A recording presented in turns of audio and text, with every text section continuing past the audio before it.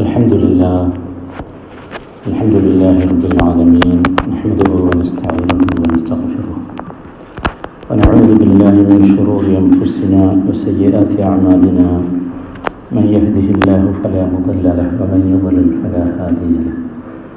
أشهد أن لا إله إلا الله وحده لا شريك له، وأشهد أن محمدا عبده ورسوله. يا أيها الذين آمنوا اتقوا الله حق تقاته ولا تموتن إلا وأنتم مسلمون.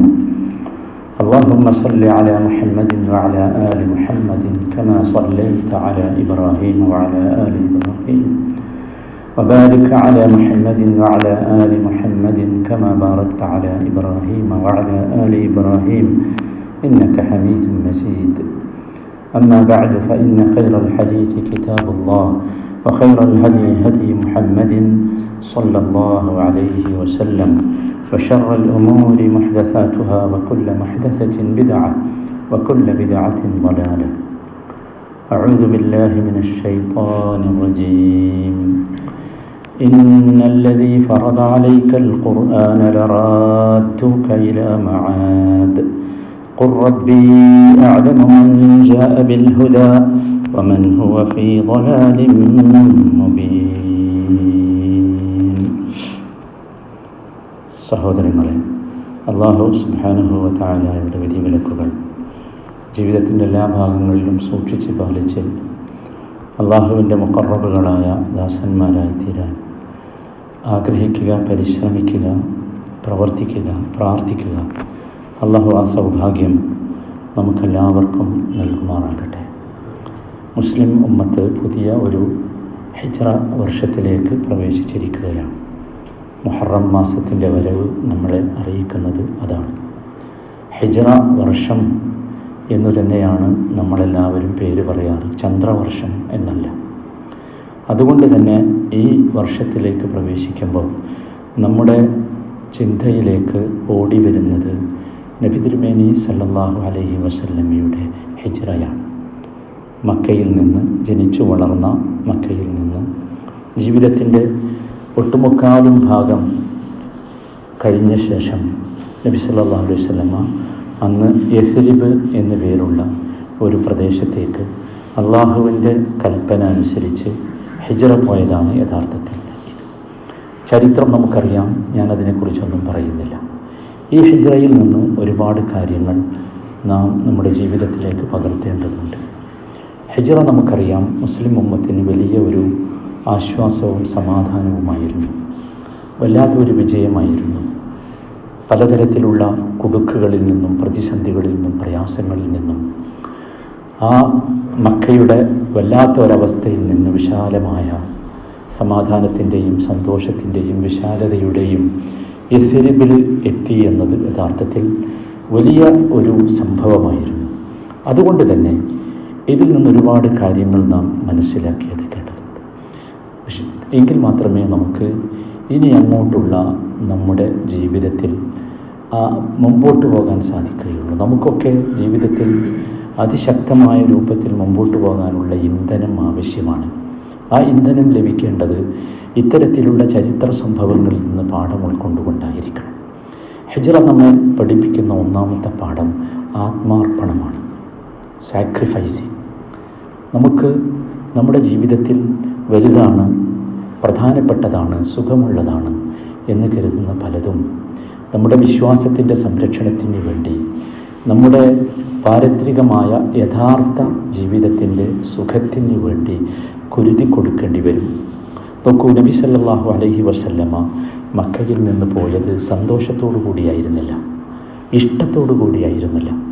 നബി തിരുമേനി മക്കയുടെ ബോർഡർ കഴിഞ്ഞ ശേഷം തിരിഞ്ഞു നിന്ന് പറഞ്ഞ ഒരു വാചകം ചരിത്ര ഗ്രന്ഥങ്ങളിൽ കാണാം. വല്ലാഹി ഇന്നക ലഖൈറു അർദില്ലാ വഅഹബ്ബു അർദില്ലാ വഅഹബ്ബു അർദില്ലാഹി ഇലല്ലാഹ് വലൗലാ അന്നി ഉഖ്രിജത് മിൻ മാ ഖറജ്ത്. വല്ലാത്തൊരു വാചകമാണത്.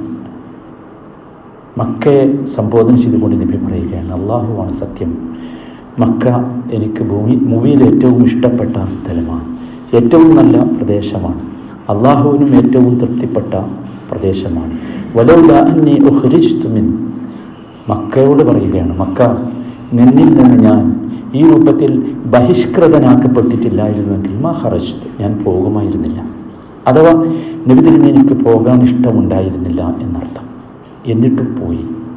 അതാണ് നമ്മളൊക്കെ പഠിക്കേണ്ട കാര്യം. നമുക്ക് ഇഷ്ടമുള്ളതാണ് നമ്മുടെ ജീവിതത്തിൻ്റെ ഭാഗമാകേണ്ടത് എന്ന് നാം വിചാരിക്കരുത്. മറിച്ച് അള്ളാഹുവിനും റസൂലിനും എന്താണോ ഇഷ്ടം അതായിരിക്കണം ജീവിതത്തിൻ്റെ ഭാഗമാകേണ്ടത്. അതിനുവേണ്ടി നാം പലതരത്തിലുള്ള ആത്മാർപ്പണങ്ങളും നടത്തേണ്ടി വരും. നമുക്കിഷ്ടപ്പെട്ട പലതും നാം ത്യജിക്കേണ്ടി വരും. ഉമ്മു സലമ റളിയല്ലാഹു അൻഹയുടെ ചരിത്രം ഹിജ്റയുമായി ബന്ധപ്പെട്ട് പലപ്പോഴും നാം കേട്ടതായിരിക്കും. ഹിജ്റ പോകാൻ വേണ്ടി ഒരുങ്ങി ഉമ്മു സലമയും അവരുടെ ഭർത്താവ് അബൂ സലമയും ഒന്നിച്ച് അവർ ഹിജ്റ പോകാൻ വേണ്ടി മക്കയിൽ നിന്ന് ഒരു ഒട്ടകപ്പുറത്ത് കയറി യാത്ര പോവുകയാണ്. അവരുടെ കൂടെ അവരുടെ കൊച്ചു മകനുമുണ്ട്. നിങ്ങൾ ആലോചിച്ച് നോക്കൂ, ആ ഒരു വല്ലാത്ത സന്തോഷത്തോടു കൂടിയാണ് യഥാർത്ഥത്തിൽ അവരൊക്കെ ഹിജ്റ പോകുന്നത്. കാരണം അത്ര കുടുസായിരുന്നു അവർക്ക് മക്കയിലെ ജീവിതം. പക്ഷേ വഴിയിൽ വെച്ച് തടഞ്ഞു. ഉമ്മു സലമയുടെ കുടുംബക്കാരും അബൂ സലമയുടെ കുടുംബക്കാരും തമ്മിൽ ശണ്ഠയായി. അബൂ സലമയോട് പറഞ്ഞു, നിനക്ക് വേണമെങ്കിൽ പോകാം, ഞങ്ങളുടെ രക്തമാണ് ഉമ്മു സലമ, അവളെ ഞങ്ങൾ വിട്ടുതരില്ല. നിങ്ങൾ ആലോചിച്ച് നോക്കൂ, അവസാനം ഉമ്മു സലമയെ ഉപേക്ഷിച്ച് അബൂ സലമക്ക് ഹിജ്റ പോകേണ്ടി വന്നു. അവിടെയും അവസാനിക്കുന്നില്ല. അവരുടെ കയ്യിലൊരു കൊച്ചു കുഞ്ഞുണ്ട്, മുല കുടിക്കുന്ന കുഞ്ഞാണ്. ആ കുട്ടിക്ക് വേണ്ടി പരസ്പരം പിടിവലികൾ നടന്നു. ചരിത്രം പറയുന്നത് ശരിയാണല്ലോ. പിടിവലിയിൽ ആ കുഞ്ഞിൻ്റെ ഒരു കൈ അറ്റുപോയി. അത്രമാത്രം ശക്തിയുള്ള, നിങ്ങൾ ആലോചിച്ച് നോക്കൂ, എന്നിട്ടും അവരുടെ മനസ്സ് മാറിയില്ല. ഇതാണ് വിഷയം നമ്മൾ മനസ്സിലാക്കേണ്ടത്. ഒരു വർഷക്കാലം ഉമ്മു സലമ തീ തിന്ന് മക്കയിൽ കഴിഞ്ഞുകൂടി. എന്നിട്ടാണ് കുടുംബക്കാർ അനുവദിച്ചത് പോകാൻ. ഇവിടെയൊക്കെ നമ്മൾ മനസ്സിലാക്കേണ്ടത്, വിശ്വാസത്തിൻ്റെ സംരക്ഷണത്തിന് വേണ്ടി ഒരു പക്ഷേ തീ തിന്നേണ്ടി വരും. ഇത്തരത്തിലുള്ള പ്രയാസങ്ങളൊക്കെ ജീവിതത്തിൽ അനുഭവിക്കേണ്ടി വരും. അതനുഭവിക്കാനാണ് യഥാർത്ഥത്തിൽ ഹിജ്റ നമ്മെ പഠിപ്പിക്കുന്നത്. റോമയിൽ നിന്ന് വന്ന ഒരു നല്ല മനുഷ്യനുണ്ടായിരുന്നു അന്ന് നബിയുടെ കൂടെ. സുഹൈബ് എന്നാണ് അദ്ദേഹത്തിൻ്റെ പേര്, സുഹൈബുർ റൂമി. സുഹൈബ് മക്കയിലേക്ക് വന്നത് ഒന്നുമില്ലാതെയായിരുന്നു. ഹിജ്റ പോകാൻ വേണ്ടി മക്കയുടെ ബോർഡറിലെത്തി. ആളുകൾ ഇങ്ങനെ നോക്കി നിൽക്കുകയാണ് സുഹൈബ് പോകുന്നത്. സുഹൈബിൻ്റെ തലയിൽ ഒരു കെട്ടുണ്ട്, ഒരു ഭാണ്ഡം. സുഹൈബിനോട് പറഞ്ഞു, നീ ഹിജ്റ പോവുകയാണോ? മുഹമ്മദിൻ്റെ കൂടെ പോവുകയാണോ? അതെ, ഞാൻ പോവുകയാണ്. സുഹൈബിനോട് അവർ പറഞ്ഞു, എങ്കിൽ നീ ഇവിടെ വന്നത് ഒന്നുമില്ലാതെ പാപ്പറായി, നിന്റെ തലയിൽ ഭാണ്ഡമൊന്നുമില്ലല്ലോ ഇങ്ങോട്ട് വരുമ്പോൾ. അപ്പം തിരിച്ചു നീ അങ്ങനെ പോകണം. നിന്റെ ഭാണ്ഡവും നീ ഇവിടുന്ന് സമ്പാദിച്ചതൊക്കെ ഇവിടെ വെക്കണം. അതാണ് സുഹൈബ് അക്ഷരാർത്ഥത്തിൽ അവരെ ഞെട്ടിച്ച ഒരു ചോദ്യം ചോദിച്ചു. ആ ചോദ്യമാണ് നമുക്ക് നമ്മുടെ വിശ്വാസം ദുർബലപ്പെടുമ്പോൾ, വിശ്വാസം ചോദ്യം ചെയ്യപ്പെടുമ്പോൾ നമുക്ക് ചോദിക്കാൻ സാധിക്കേണ്ടത്. അദ്ദേഹം ചോദിച്ചു, അറഅയ്തും ഇൻ ജഅൽതു ലക്കും മാലി അതുഖല്ലൂന സബീലി, ഞാൻ ഇവിടുന്ന് ഉണ്ടാക്കിയ സമ്പത്ത് മുഴുവൻ നിങ്ങൾക്ക് തരാം, എന്നാൽ നിങ്ങൾ എനിക്ക് വഴിമാറി തരുമോ? എന്താണ് ആ ചോദ്യങ്ങൾ ആലോചിച്ചു. ഒരു തരം ബാർഗൈനിങ്ങും ഇല്ല. ഇത് ഞാൻ ഉണ്ടാക്കിയതാണ് നല്ല പറഞ്ഞത്, ഞാൻ തരാം, റെഡിയാണോ എന്ന്. അവർ പറഞ്ഞു, അതേ, കുഴപ്പമൊന്നുമില്ല. അദ്ദേഹം സമ്പാദിച്ച മുഴുവൻ ആ ഭാണ്ഡം അവിടെ ഇറക്കി വെച്ചു, അവർക്ക് കൊടുത്തു. തിരുമേനി സല്ലല്ലാഹു അലൈഹി വസല്ലമക്ക് വിവരം കിട്ടി. തിരുമേനി പറഞ്ഞ വല്ലാത്തൊരു വാചകമുണ്ട്, റബിഹത് തിജാറതു യാ സുഹൈബ്, നിന്റെ കച്ചവടം വല്ലാത്ത ലാഭമാണ് സുഹൈബ്. സഹോദരങ്ങളെ, നമ്മളൊക്കെ ചിന്തിക്കേണ്ടത്, ഇങ്ങനെയുള്ള ലാഭമുള്ള കച്ചവടം ചെയ്യാൻ ജീവിതത്തിൽ നമുക്ക് അവസരം കിട്ടും. നമ്മളത് നിർവഹിക്കണം. നിങ്ങൾ ആലോചിച്ച് നോക്കൂ, ഇന്ന് ഫജ്ർ നമസ്കാരത്തിന് അസ്സലാത്തു ഖൈറും മിനൻ നൗം എന്ന് കേട്ടപ്പോൾ പുതപ്പ് മാറ്റാൻ എത്ര ആളുകൾക്ക് സാധിച്ചു? ഇതാണ് ലാഭം, അതാണ് ലാഭം. നമ്മളറിയണം, നമ്മുടെ ജീവിതത്തിലെ അധ്വാനമോ നമ്മുടെ ജീവിതത്തിലെ സമ്പാദ്യമോ, കഷ്ടപ്പെടുന്ന പ്രയാസപ്പെടുന്ന പട്ടിണി കിടക്കുന്ന ഒരു മനുഷ്യനെ കാണുമ്പോൾ നമ്മുടെ ജീവിതത്തിലെ സുഖങ്ങൾ അല്പമൊന്ന് മാറ്റിവെച്ച് കുറച്ചൊന്ന് കുറച്ചിട്ട് പറ്റുമോ നമുക്ക് ചെയ്യാൻ? ഇതാണ് ഹിജ്റ നമ്മെ പഠിപ്പിക്കുന്നത്. വിശ്വാസിയാകണമെങ്കിൽ ആ ഒരു ആത്മാർപ്പണത്തിൻ്റെ ബോധം നമുക്കെല്ലാവർക്കും ഉണ്ടാകേണ്ടതുണ്ട്. അള്ളാഹു തൗഫീഖ് നൽകുമാറാകട്ടെ. രണ്ടാമത്തെ പാഠം സഹോദരങ്ങളെ, വിശ്വാസികൾ ഒരിക്കലും നിരാശരാകാൻ പാടില്ല. ഹിജ്റ മനുഷ്യൻ നിരാശനാകരുത് എന്ന വലിയ പാഠമാണ് പഠിപ്പിക്കുന്നത്. നമുക്കറിയാം, മക്കയിൽ നബി തിരുമേനി ജീവിച്ച കാലഘട്ടം, വിശേഷിച്ചും നുബുവത്ത് കിട്ടിയ കാലഘട്ടം, 40 മുതൽ 53 വയസ്സ് വരെ 13 വർഷം തിരുമേനി മക്കയിൽ ജീവിച്ചത് വല്ലാത്ത പ്രതിസന്ധിയിലായിരുന്നു. വിശ്വസിച്ചവരെയൊക്കെ പീഡിപ്പിക്കുന്ന വല്ലാത്ത ഒരവസ്ഥ, അദ്ദേഹത്തിനും പ്രയാസങ്ങളും പീഡനം വന്ന ഒരവസ്ഥ, അദ്ദേഹത്തിൻ്റെ പ്രബോധനം ആരും സ്വീകരിക്കാത്ത ഒരവസ്ഥ. അവസാനം അദ്ദേഹം ഗത്യന്തരമില്ലാതെ തായിഫിലേക്ക് പോയ കഥ നമുക്കറിയാം. അവിടെ നിന്നും ബഹിഷ്കരിക്കപ്പെട്ടു, അടിച്ചോടിക്കപ്പെട്ടു, എറിഞ്ഞിട്ട് തിരുമേനിയുടെ ശരീരത്തിൽ നിന്ന് ചോരയൊലിച്ചു. നമുക്കറിയാം ആ കഥ. അതൊക്കെ വല്ലാത്ത കഥയാണ്. അവിടെ നിന്ന് വന്നിട്ട് നബി സല്ലല്ലാഹു അലൈഹി വസല്ലമ തൊട്ടടുത്ത ഹജ്ജ് സീസണിൽ, നബി തിരുമേനിയുടെ ഒരു സ്വഭാവമായിരുന്നു, അന്നും ഹജ്ജുണ്ട്. ഹജ്ജ് സീസണിൽ തിരുമേനി സല്ലല്ലാഹു അലൈഹി വസല്ലമ ആളുകൾ ഒരുമിച്ച് കൂടി നിൽക്കുന്ന സ്ഥലത്ത് വന്നുകൊണ്ട് ചോദിച്ചു, അലാ റജുലുൻ യഹ്മിലുനി ഇലാ ഖൗമിഹി ഫഇന്ന ഖുറൈശൻ ഖദ് മനഊനി അൻ ഉബല്ലിഗ കലാമ റബ്ബി. വല്ലാത്തൊരു ചോദ്യമാണ്. ആൾക്കാരോട് ഇങ്ങനെ പിച്ച ചോദിക്കണ മാതിരിയാണല്ലോ ഈ ചോദ്യം. നിങ്ങളുടെ കൂട്ടത്തിൽ ഒരാളുണ്ടോ എന്നെ ഒന്ന് സഹിക്കാൻ, എന്നെ ഒന്ന് കൊണ്ടുപോകാൻ? എന്റെ നാട്ടുകാരായ ഈ ഖുറൈശികൾ അള്ളാഹുവിന്റെ ഈ സിദ്ധാന്തം ഇവിടെ പറയാൻ അനുവദിക്കുന്നില്ല, സമ്മതിക്കുന്നില്ല. നിങ്ങൾ ആലോചിച്ച് നോക്കൂ. അന്ന് 16 സുപ്രധാനമായ ഗോത്രങ്ങളാണ് ഹജ്ജിന് വന്നിട്ടുള്ളത്. 15 ഗോത്രങ്ങളും നബിയെ തിരസ്കരിച്ചു. ആരും മൈൻഡ് ചെയ്തില്ല. പക്ഷെ നബിക്ക് നിരാശ വന്നില്ല. വീണ്ടും ചോദിച്ചുകൊണ്ടേയിരുന്നു. അവസാനമാണ് അദ്ദേഹത്തിന് അൻസാറുകളിൽപ്പെട്ട ഔസ് ഗോത്രത്തെ കിട്ടുന്നത്. നിങ്ങൾ ആലോചിച്ച് നോക്കൂ, അതൊക്കെ ഒരു വല്ലാത്ത സംഭവമല്ലേ? നിരാശ വന്നില്ല തിരുമേനിക്ക്. നമുക്കും വരരുത് നിരാശ. നമ്മളൊക്കെ എപ്പോഴും ഒരു നിരാശയുടെ വല്ലാത്ത, നമ്മുടെ മുഖം കണ്ടാൽ അറിയാം എന്തോ എന്തിനായി നിരാശ? നമുക്ക് പാടില്ല. വിശേഷിച്ചും സഹോദരങ്ങളെ, മുഅ്മിനായി ജീവിക്കുമ്പോൾ, മുസ്ലിമായി ജീവിക്കുമ്പോൾ ചെറിയ ചില പ്രശ്നങ്ങളൊക്കെ വരും. അതിൻ്റെ മുമ്പിൽ നാം ഒരിക്കലും നിരാശരാകരുത്. നോക്കൂ, അവിടെ ഉണ്ടായ സംഭവങ്ങൾ നമുക്കറിയാം. 1-ാം അഖബ ഉടമ്പടിയും 2-ാം അഖബ ഉടമ്പടിയും ഇസ്ലാമിക ചരിത്രത്തിലെ വല്ലാത്ത ഒരു ഏടാണ്. ആ 2ാമത്തെ ഉടമ്പടിക്ക് ശേഷം തിരുമേനി സല്ലല്ലാഹു അലൈഹി വസല്ലമ മിസ്അബ് ഇബ്നു ഉമൈറിനെ തന്റെ അംബാസഡറായി മദീനയിലേക്ക് അയക്കുകയാണ് ഇവരുടെ കൂടെ. എന്നിട്ട് തിരുമേനിക്ക് നോക്കൂ, നബിക്ക് ഒട്ടും ഒരു നിരാശ വന്നില്ല. താൻ പരാജയപ്പെട്ടുവെന്നോ തനിക്ക് മതിയാക്കണമെന്നോ തന്നിൽ ആരും ഒന്നുമില്ല. വല്ലാത്ത ഒരവസ്ഥ. ഇത് നമ്മുടെ ജീവിതത്തിൽ നമ്മൾ ഉണ്ടാക്കാൻ ശ്രമിക്കണം. പ്രത്യേകിച്ചും കുടുംബജീവിതത്തിലും സാമൂഹ്യ ജീവിതത്തിലും ഒക്കെ നമുക്ക് വല്ലാത്ത അനുഭവപ്പെടാൻ സാധ്യതയുള്ള ഒരു സംഗതിയാണിത്. നമ്മൾ പറഞ്ഞാൽ കേൾക്കുന്നില്ല, നമ്മുടെ ശബ്ദം എത്തുന്നില്ല, നമ്മുടെ മക്കൾ പോലും അല്ലെ, അങ്ങനെയൊക്കെ നമുക്കൊക്കെ ഉണ്ടാകാറുണ്ട്. പക്ഷെ അതൊന്നും വേണ്ട. അത്തരത്തിലുള്ള നിരാശകളൊക്കെ നമ്മൾ മാറ്റിവെക്കണം. അതാണ് തിരുമേനി സല്ലല്ലാഹു അലൈഹി വസല്ലം ഹിജ്റയിലൂടെ നമ്മെ പഠിപ്പിച്ചത്. ഒട്ടും അദ്ദേഹത്തിന് നിരാശ വന്നില്ല എന്നത്. 3ാമത്തെ കാര്യം സഹോദരന്മാരെ, നമ്മളെല്ലാവരും മനസ്സിലാക്കണം. നബി സല്ലല്ലാഹു അലൈഹി വസല്ലം ജീവിതത്തിൻ്റെ തുടക്കം മുതൽ, നുബുവത്ത് ജീവിതത്തിൻ്റെ തുടക്കം മുതൽ അദ്ദേഹം ശ്രദ്ധിച്ച ഒന്നാണ് നല്ല കൂട്ടുകാരെ കണ്ടെത്തുക എന്നത്. നല്ല ഒരു കൂട്ടുകെട്ട് തിരുമേനി സല്ലല്ലാഹു അലൈഹി വസല്ലം ഉണ്ടായിരുന്നു. മുഅ്മിനായ മനുഷ്യൻ ഒറ്റയ്ക്ക് ജീവിക്കേണ്ടവനല്ല. ആരും ഒറ്റയ്ക്ക് ജീവിക്കരുത്. ഞാൻ ഒറ്റയാണ്, എൻ്റെ ജീവിതത്തിലേക്ക് ആരും കടന്നു വരണ്ട എന്ന ഒരു ചിന്ത നബി സല്ലല്ലാഹു അലൈഹി വസല്ലമയുടെ ജീവിതത്തിന്റെ എല്ലാ സ്റ്റെപ്പുകളിലും നമുക്ക് കാണാം. നബിയുടെ ജീവിതത്തിൽ വല്ലാത്ത ഒരു കൂട്ടുകെട്ട് എല്ലായിടത്തും. നിങ്ങൾ ആലോചിച്ച് നോക്കൂ, പ്രബോധനത്തിന് പോകുമ്പോൾ കൂട്ടുകാരുണ്ടായിരുന്നു അല്ലേ? വല്ലാത്തൊരവസ്ഥ. തായിഫിലേക്ക് പോകുമ്പോൾ പോലും കൂട്ടുകെട്ടുണ്ട്. നിങ്ങൾ ആലോചിച്ച് നോക്കൂ, കൂട്ടുകാരില്ലാത്ത ഒരവസ്ഥ തിരുമേനി സല്ലല്ലാഹു അലൈഹി വസല്ലമയുടെ ജീവിതത്തിലേക്ക് ഉണ്ടായിട്ടില്ല. അതുകൊണ്ട് തന്നെ ഹിജ്റയ്ക്ക് വേണ്ടി അള്ളാഹുവിന്റെ കൽപ്പന വന്ന സമയത്ത് അള്ളാഹു ചോദിച്ചു, എനിക്കൊരു നല്ല കൂട്ടുകാരനെ വേണം. അള്ളാഹു കൊടുത്തതാണ് അബൂബക്കർ എന്ന കൂട്ടുകാരനെ. ആ കൂട്ടുകാരന്റെ കഥ നമുക്കറിയാം. അബൂബക്കർ എന്ന കൂട്ടുകാരൻ എന്തുമാത്രമാണ് തിരുമേനിയെ സ്നേഹിച്ചത്, പരിപാലിച്ചത്, കെയർ ചെയ്തത്. നിങ്ങൾ ആലോചിച്ചു, ഒരു നല്ല കൂട്ടുകാരന്റെ സ്വഭാവം യഥാർത്ഥത്തിൽ ആ ഒരു കെയറിംഗ് ആണ്. അത് വേണം, അത് ഉണ്ടാകേണ്ടതുണ്ട്. നോക്കൂ, തിരുമേനി സല്ലല്ലാഹു അലൈഹി വസല്ലമയുടെ മുമ്പിൽ അബൂബക്കർ സിദ്ദീഖ് നടന്നത് എന്തിനായിരുന്നു എന്ന് ചോദിച്ചാൽ, തിരുമേനിയുടെ മുമ്പിൽ നടക്കാനുള്ള ആഗ്രഹം കൊണ്ടല്ല, മറിച്ച് എന്തെങ്കിലുമൊക്കെ പ്രശ്നം വഴിയിലുണ്ടെങ്കിൽ ഉണ്ടാകരുത് എന്ന് വിചാരിച്ച ആ ഗുഹാമുഖത്ത് എത്തി നിൽക്കുമ്പോൾ ഗുഹയുടെ അകത്തേക്ക് കയറുന്നതിന് മുമ്പ് തിരുമേനിയെ തടഞ്ഞു നിർത്തിയ അബൂബക്കർ സിദ്ദീഖ്. ഒരു കൂട്ടുകെട്ടിന്റെ മഹത്വം അതാണ്.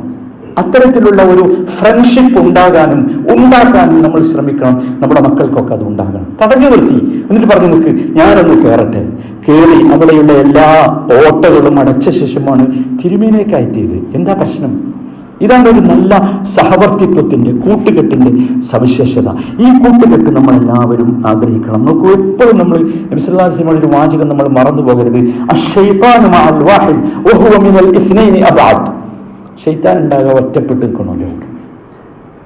2 ആളുണ്ടെങ്കിൽ അവിടെ ശൈത്താൻ കുറച്ച് അകലെയായിരിക്കും, 3 ആളുണ്ടെങ്കിൽ കുറച്ചുകൂടി അകലെയായിരിക്കും.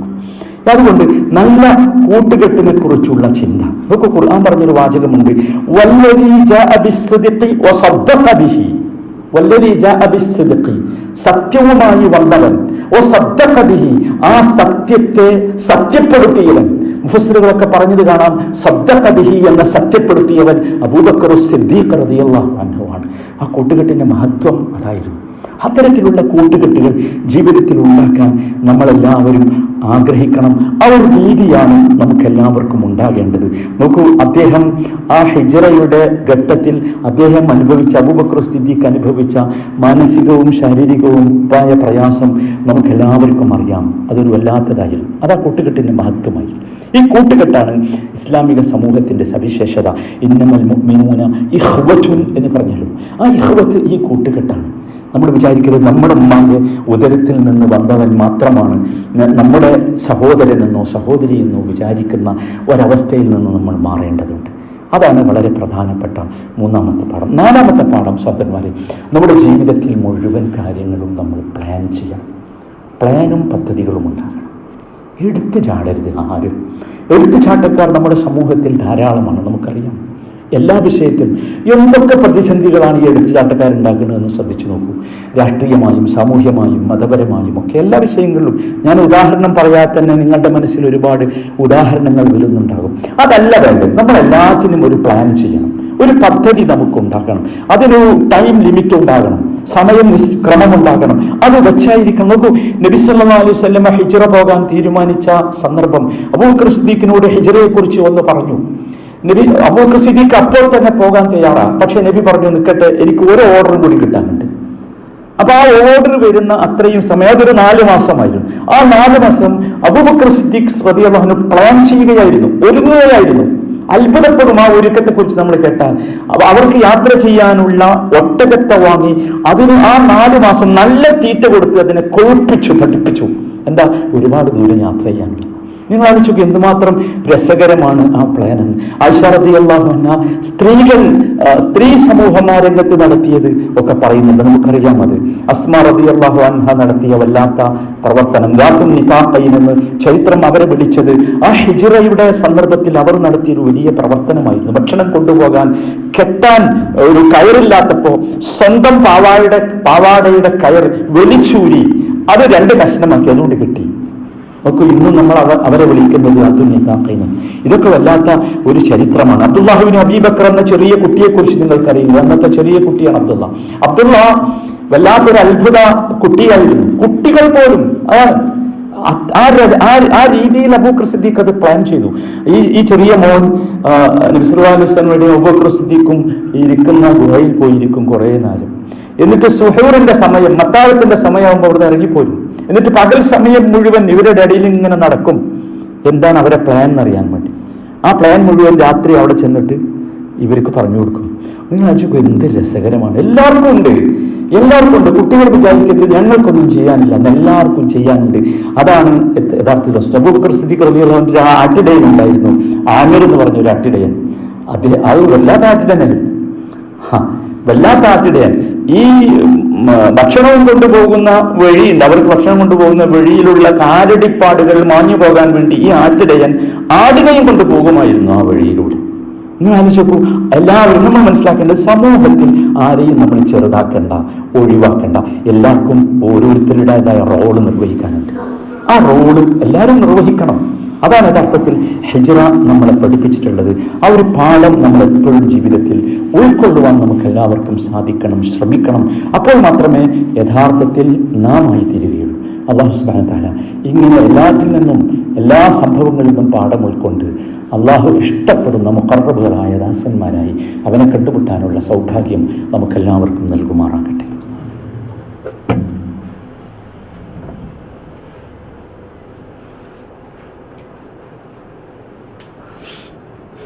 അൽഹംദുലില്ലാഹ് വസല്ലല്ലാഹു വസല്ലമ അലാ സയ്യിദിൽ മുർസലീൻ. ഇത്തഖുല്ലാഹ ഇബാദല്ലാഹ്. ഒരിക്കൽ കൂടി അള്ളാഹുവിനെ സൂക്ഷിച്ച് ജീവിക്കണമെന്ന് പ്രത്യേകമായി വസിയ്യത്ത് ചെയ്യുകയാണ്. ഹിജ്റ ഇവിടെയൊന്നും അവസാനിക്കുന്നില്ല. ഹിജ്റയുടെ വളരെ പ്രധാനമായ ചില നമ്മുടെ ജീവിതവുമായി ബന്ധപ്പെട്ട കാര്യങ്ങൾ നാം പ്രത്യേകിച്ച് മനസ്സിലാക്കേണ്ടത്. അത് ജീവിതത്തിൽ പ്രശ്നങ്ങളും പ്രയാസങ്ങളുമൊക്കെ വരും. പ്രശ്നങ്ങളും പ്രയാസങ്ങളും വരുമ്പോൾ അതിനനുസരിച്ച് നമ്മെ മുറിക്കുകയല്ല നമ്മൾ ചെയ്യേണ്ടത്. നമുക്കൊരു സ്റ്റാൻഡ് ഉണ്ടാകണം എല്ലാ കാര്യത്തിലും. നമുക്ക് പ്രത്യേകിച്ചും നമുക്ക് വിശ്വാസികൾക്ക് കൃത്യമായ സ്റ്റാൻഡ് ഉണ്ട്. നമുക്ക് അല്ലാഹു തആല എന്താണോ പറഞ്ഞത്, റസൂലുള്ളാഹി എന്താണോ പറഞ്ഞത്, അതാണ് നമ്മുടെ സ്റ്റാൻഡ്. ആ സ്റ്റാൻഡിൽ നമ്മൾ എപ്പോഴും നിൽക്കേണ്ടതുണ്ട്. ഒരുപാട് നബി സല്ലല്ലാഹു അലൈഹി വസല്ലമയുടെ മുമ്പിൽ അത്ഭുതകരമായ പലതരത്തിലുള്ള ഓഫറുകളും വന്നു. വല്ലാത്ത ഓഫറുകളായിരുന്നു, പലതരം ഓഫറുകൾ. അവസാനം വന്നത് നബിയുടെ സന്നിധിയിലേക്ക് ഉത്ബത്ത് ബിൻ റബീഅ എന്ന ഒരു മനുഷ്യനാണ്. അദ്ദേഹം ആ സമൂഹത്തിലെ ഖുറൈശികളുടെ കൂട്ടത്തിലെ ഉന്നതനായ ഒരു മനുഷ്യനാണ്. അദ്ദേഹം വന്ന് ചോദിച്ചു നബിയോട്, അല്ലയോ സഹോദരപുത്ര, നിനക്ക് എന്താണ് ആവശ്യം? നിനക്ക് നല്ലൊരു പെണ്ണ് വേണോ? ഞങ്ങൾ തരാം. സ്വത്ത് വേണോ? തരാം. നല്ല വീട് വേണോ? തരാം. നല്ല തോട്ടം വേണോ? തരാം. നോക്കൂ നിങ്ങൾ, എന്തൊരു രസമാണ് പറയുന്നത്. അവസാനം പറഞ്ഞു, അല്ല നിനക്ക് വല്ല മാനസിക പ്രശ്നമാണോ? നല്ല ഒരു വൈദ്യനെ കാണിച്ച് ഞങ്ങൾ ചികിത്സിക്കാം. നീ ഒന്നും ചെയ്യേണ്ട, ഒക്കെ ഞങ്ങൾ ചെയ്തോളൂ. നിങ്ങൾ ആലോചിച്ച് നോക്കൂ, എന്തൊക്കെ തരം പ്രലോഭനങ്ങൾ. പക്ഷെ തിരുമേനി സല്ലല്ലാഹു അലൈഹി വസല്ലം ഒരു പ്രലോഭനത്തിലും വീണില്ലല്ലോ, ഒന്നിലും വീണില്ല. നബിയുടെ ഒരു സ്റ്റാൻഡ് അവരോട് പറഞ്ഞു, ലക്കും ദീനുക്കും വലിയ ദീൻ. ഇവിടെയാണ് നമ്മളൊക്കെ നിൽക്കേണ്ടത്. നമുക്ക് നോക്കൂ, എന്തെങ്കിലുമൊക്കെ നമ്മുടെ സാഹചര്യത്തിലോ സമൂഹത്തിലോ നമ്മുടെ വിശ്വാസത്തിനോ നമ്മുടെ സംസ്കാരത്തിനോ നിരക്കാതെ നടക്കുമ്പോൾ അതിനോട് രാജിയാകേണ്ടവരല്ല നാം. അത് സംഭവിക്കരുത്. അങ്ങനെയാണെങ്കിൽ തിരുമേനി എപ്പോൾ രക്ഷപ്പെടുമായിരുന്നു? നിങ്ങൾ ആലോചിച്ച് നോക്കൂ. തിരുമേനിയോളം മഹത്വമുള്ള കുലീനതയുള്ള തറവാടുള്ള മറ്റാരെങ്കിലും ആ സമൂഹത്തിലുണ്ടോ? വിശ്വസ്തനായിരുന്നില്ലേ അദ്ദേഹം? അൽ അമീനായിരുന്നില്ലേ? പക്ഷെ പിടിച്ചു നിന്നതിന്റെ ഫലമായിരുന്നു യഥാർത്ഥത്തിൽ ഹിജ്റ എന്നത്. നമ്മൾ എപ്പോഴും അറിയേണ്ടത്, നമ്മുടെ ഒരു സ്വത്വം, നമ്മുടെ ഒരു ഐഡന്റിറ്റി, അത് നമ്മൾ നശിപ്പിക്കരുത്. സഹോദരന്മാർ. അത് നശിപ്പിച്ചാൽ അള്ളാഹു പിടികൂടും. ഒരു സംശയ കാര്യത്തിലുമുണ്ട. അള്ളാഹു പരിശോധിച്ചു കൊണ്ടിരിക്കുന്നതും അതാണ്. നമ്മുടെ സ്വത്വത്തെ നാം കളഞ്ഞു കുളിക്കുമോ ഇല്ലയോ? നമ്മുടെ വ്യക്തിത്വത്തെ നാം തകർത്ത് കളയുമോ ഇല്ലയോ? അതാണ്. ആ വ്യക്തിത്വം നമ്മുടെ ജീവിതത്തിൽ, നമ്മുടെ പെരുമാറ്റത്തിൽ, നമ്മുടെ സ്വഭാവത്തിൽ, നമ്മുടെ ഇബാദത്തുകളിൽ എല്ലായിടത്തും അത് നിഴലിച്ച് കാണേണ്ടതുണ്ട്. അതാണ് ഹിജ്റ നമ്മളെ പഠിപ്പിച്ചത്. അങ്ങനെ നബി പിടിച്ചു നിന്നത് കൊണ്ടാണ് അല്ലാഹു തആല അങ്ങനെ ഒരു വഴി കാണിച്ചു കൊടുത്തത്. ഹിജ്റ എന്ന് പറയുന്ന ഒരു നല്ല വഴി അല്ലാഹു തആല കാണിച്ചു കൊടുത്തത് യഥാർത്ഥത്തിൽ അതുകൊണ്ടാണ്. അത് നമ്മളെല്ലാവരും മനസ്സിലാക്കണം. ആറാമത്തെ കാര്യം സഹോദരങ്ങളെ, നമുക്ക് ജീവിതത്തിൽ, ഞാൻ പറഞ്ഞു നേരത്തെ, നമുക്ക് നല്ല ഇന്ധനം ആവശ്യമുണ്ട്. ഇപ്പോൾ ഓടണമെങ്കിൽ അത്ര വലിയ പ്രതിസന്ധിയിലാണ് നമ്മളുള്ളത്. സാധാരണ ഇന്ധനമൊന്നും പോരാ. ആ ഇന്ധനം എന്താണ് യഥാർത്ഥത്തിൽ? അത് തവക്കുലാണ്. സാധാരണ തവക്കുൽ പോരാ, നല്ല കടുപ്പമുള്ള തവക്കുൽ ഉണ്ടാകേണ്ടതുണ്ട്. ആ തവക്കുൽ കൊണ്ടേ രക്ഷപ്പെടും. തിരുമേനി സല്ലല്ലാഹു അലൈഹി വസല്ലമ മക്കയിൽ നിന്ന് മദീനയിലേക്ക് പോയി. നമുക്കറിയാം, ഒരു പ്രദേശത്ത് ആരുമില്ലാത്ത ഒരു പ്രദേശത്ത് ചെന്ന് അവിടെ താമസിക്കാനും അവിടെ ഒന്ന് സെറ്റിൽ ചെയ്യാനുമുള്ള അധ്വാനം എന്താണ് എന്ന്. മദീനയിൽ നബി സല്ലല്ലാഹു അലൈഹി വസല്ലം ആദ്യ ദിവസങ്ങളിൽ നിൽക്കുന്ന സമയത്താണ് അല്ലാഹു തആല നബിയോട് പറഞ്ഞത്, ഇന്നല്ലദീന ഫറദ അലൈക്കൽ ഖുർആൻ ലറാദൂക ഇലാ മആദ്. ഞാൻ ഓതി വെച്ച വചനം അതായിരുന്നു. അതൊരു വല്ലാത്ത വചനമാണ്. സൂറത്ത് ഖസസിലെ 85-ാമത്തെ വചനമാണ്. ഇന്നല്ലദീന ഫറദ അലൈക്കൽ ഖുർആൻ ലറാദൂക ഇലാ മആദ്. നബിയെ, ബേജാറാകരുത്. ഈ ഖുർആൻ നിയമമായി താങ്കൾക്ക് അവതരിപ്പിച്ചു തന്നവൻ തീർച്ചയായും തിരിച്ചെത്തേണ്ട സ്ഥാനത്തേക്ക് താങ്കളെ കൊണ്ടുവരിക തന്നെ ചെയ്യും. ഒരു സംശയവുമില്ല. ഏതായിരുന്നു ആ മഹാദ്? തിരിച്ചെത്തേണ്ട സ്ഥലം നബി ആഗ്രഹിച്ചിരുന്നു. നബിക്ക് ആഗ്രഹമുണ്ടായിരുന്നു. സംഭവിച്ചല്ലോ. നമുക്കറിയാം, മക്ക വിജയവും തുടർന്നുള്ള സംഭവങ്ങളുമൊക്കെ. നമ്മളെപ്പോഴും മനസ്സിലാക്കേണ്ടത് സഹോദരങ്ങളെ, ഈ ഒരു കാര്യമാണ്. നല്ല തവക്കുൽ നമുക്കുണ്ടെങ്കിൽ അള്ളാഹുവിൻ്റെ സമാധാനം നമ്മുടെ ഹൃദയത്തിലേക്ക് ഇങ്ങനെ വരും. ഈ മാതിരി ഒരു ചർച്ചയോ ചിന്തയോ ഒക്കെ നമുക്ക് വരും. തിരുമേനി സല്ലല്ലാഹു അലൈഹി വസല്ലം കിട്ടിയ ഇതില്ല റാദൂക ഇലാ മആദ്. അത് നബിക്ക് സമാധാനം നൽകിയിട്ടുണ്ട്, ആശ്വാസം നൽകിയിട്ടുണ്ട്. നമുക്കറിയാം, ഹിജ്റയിൽ ഉടനീളം ഈ തവക്കുലിന്റെ പാഠമാണ് എന്ന് നമ്മളെല്ലാവരും പഠിച്ചിട്ടുണ്ട്. ആ ഗുഹാമുഖത്ത് വന്ന് ഇനാം പ്രഖ്യാപിച്ചു. ആ ഗുഹാമുഖത്ത് നിന്ന് വന്ന് ആളുകൾ നബിയെയും അബൂബക്കറിനെയും തിരയുന്ന സമയത്ത് നിങ്ങൾ ആലോചിച്ച് നോക്കൂ. അബൂബക്കർ സിദ്ദീഖ് ഓരോരുത്തരെയും കാൽപാദം കണ്ടിട്ട് പറയുന്നത്, ഇന്ന ആളാണ് നബിയെ, ഇന്നാള് വന്നാണ് പേടിച്ചിങ്ങനെ പറക്കാം. ആ സമയത്ത് നമുക്കറിയാം നബി സല്ലല്ലാഹു അലൈഹി വസല്ലം അബൂബക്കർ സിദ്ദീഖിനോട് പറഞ്ഞ വാചകം അള്ളാഹു എടുത്തു പറഞ്ഞിട്ടുണ്ട്, ലാ തഹ്സൻ ഇന്നല്ലാഹ മഅന. എങ്ങനെയാണത്? നമുക്ക് കഴിയുമോ? ഇതിന്റെ അർത്ഥമൊന്നും പറയണ്ടല്ലോ, എല്ലാവർക്കും അറിയാം. പേടിക്കരുത്, ദുഃഖിക്കരുത്, നമ്മുടെ കൂടെ അള്ളാഹു ഉണ്ട്. ഞാൻ ചോദിക്കട്ടെ, ജീവിതത്തിൽ എപ്പോഴെങ്കിലും ഒരു പ്രതിസന്ധിയിലോ പ്രയാസത്തിലോ ദുഃഖത്തിലോ സങ്കടത്തിലോ പെട്ട സമയത്ത് ആരെങ്കിലും നമ്മുടെ ഹൃദയമോ നമ്മുടെ മനസ്സോ നമ്മുടെ കൂട്ടുകാരോ നമ്മുടെ ഭാര്യയോ നമ്മുടെ ആരെങ്കിലും ഒന്ന് ഞങ്ങനെ പറഞ്ഞു നോക്കുക, പറഞ്ഞാൽ നമുക്ക് കിട്ടുമോ സമാധാനം? അവിടെ എന്താ സംഭവിച്ചത്? ഫഅൻസലല്ലാഹു സക്കീനതഹു എന്നാ പറഞ്ഞു. അള്ളാഹു അവന്റെ സമാധാനം കൊണ്ടുവന്ന് ആ ഗുഹയിലിറക്കി. അവർ ഭയങ്കര സന്തോഷവാന്മാരായി, എല്ലാ ദുഃഖങ്ങളും പോയി. എന്തുകൊണ്ടെന്ന് വെച്ചാൽ അള്ളാഹുവിൽ അവരുടെ തവക്കുൽ, അള്ളാഹുവിൽ അവരർപ്പിച്ച ആ അർപ്പണം അത് ശക്തമായ അർപ്പണമായിരുന്നു.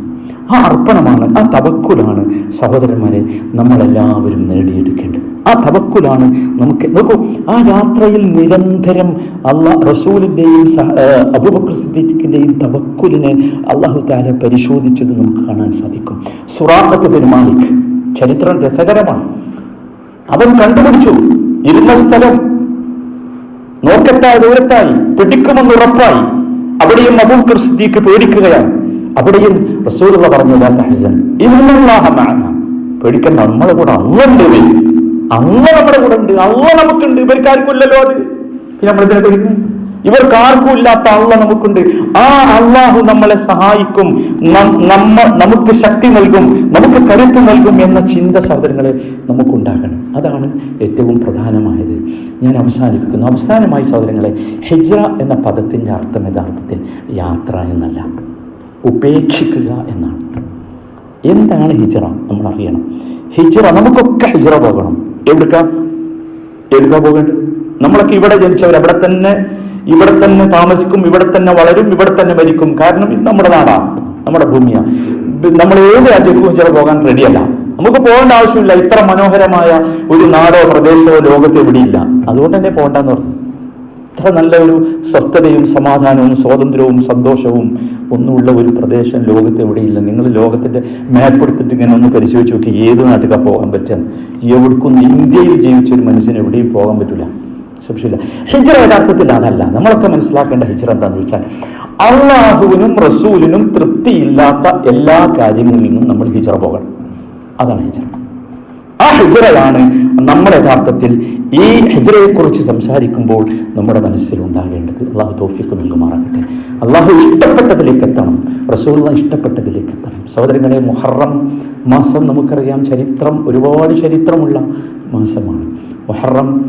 നബി സല്ലല്ലാഹു അലൈഹി വസല്ലം ഏറ്റവും കൂടുതൽ നോമ്പനുഷ്ഠിച്ച മാസമായിരുന്നു. നമുക്ക് അമല് ചെയ്യാനുള്ള മാസമാണ് മുഹറം. ഏറ്റവും കൂടുതൽ നോമ്പനുഷ്ഠിച്ചിട്ടുണ്ട്. പവിത്രമായ യുദ്ധം നിരോധിക്കപ്പെട്ട മാസമായിരുന്നു മുഹറം. വളരെ പ്രധാനമായ ഷഹറുല്ലാ എന്നാണ് തിരുമേനി ആ മാസത്തെ കുറിച്ച് പറഞ്ഞത്. അള്ളാഹുവിന്റെ മാസം എന്ന് പറഞ്ഞെങ്കിൽ അള്ളാഹുവിലേക്ക് ചേർത്ത് പറയുമ്പോൾ, ബൈത്തുല്ലാ എന്ന് പറയുമ്പോൾ ഇവിടെ വരുമ്പോൾ നമുക്ക് പ്രത്യേകമായി എന്തോ ഒന്ന് അനുഭവപ്പെടുന്നില്ലേ? അതേപോലെ തന്നെ ഷഹറുല്ലാ, അള്ളാഹുവിന്റെ മാസമാണ് ഷഹർ. അത് നഹ്സല്ല, അതിൽ ദുശകനമില്ല, അതിലൊന്നുമില്ല.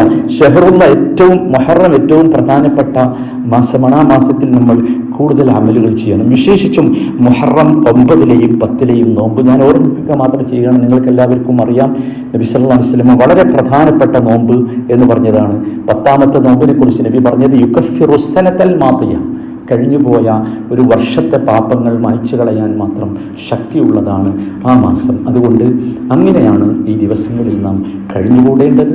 ഹിജ്റ എന്ന് പറയുന്നത് ഏതെങ്കിലും മുസ്ലിം രാജ്യമുള്ള ഒരു മുസ്ലിം പേരുള്ള ഒരു രാജ്യത്തേക്ക് നമ്മളൊക്കെ യാത്ര പോവുക എന്നതല്ല, മറിച്ച് നമുക്ക് ഗുണകരമല്ലാത്ത, അള്ളാഹുവിന് ഇഷ്ടമില്ലാത്ത, റസൂലിന് ഇഷ്ടമില്ലാത്ത എല്ലാറ്റിൽ നിന്നും നാം ഹിജ്റ പോകണം, നാം യാത്ര പോകണം. അതാണ് ഹിജ്റ.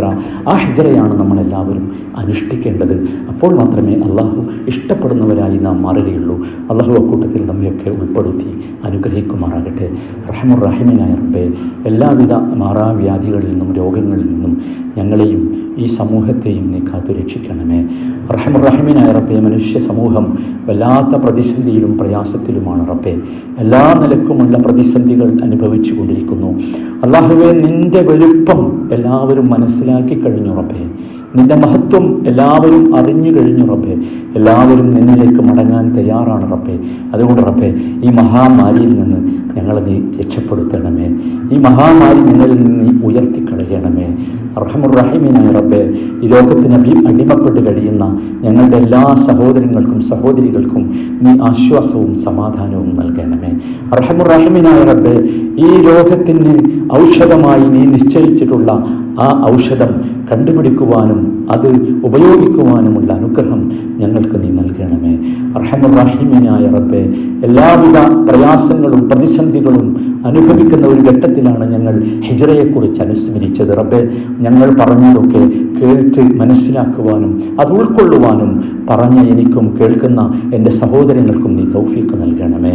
അല്ലാഹുമ്മ അഇസ്സൽ ഇസ്ലാമ വൽ മുസ്ലിമീൻ, അല്ലാഹുമ്മ അഇസ്സൽ ഇസ്ലാമ വൽ മുസ്ലിമീൻ, അല്ലാഹുമ്മ അഇസ്സൽ ഇസ്ലാമ വൽ മുസ്ലിമീൻ വഅദില്ല الشرك والمشركين.